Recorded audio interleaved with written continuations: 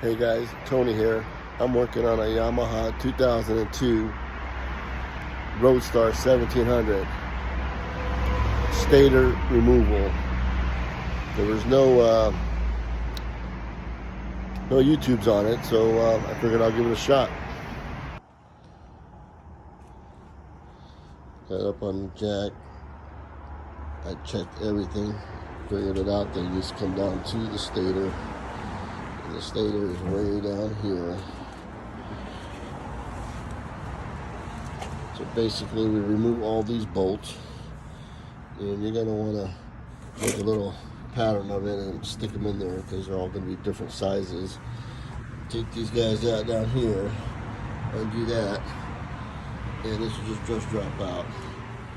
But prior to that, you got to take your pedals off and your exhaust.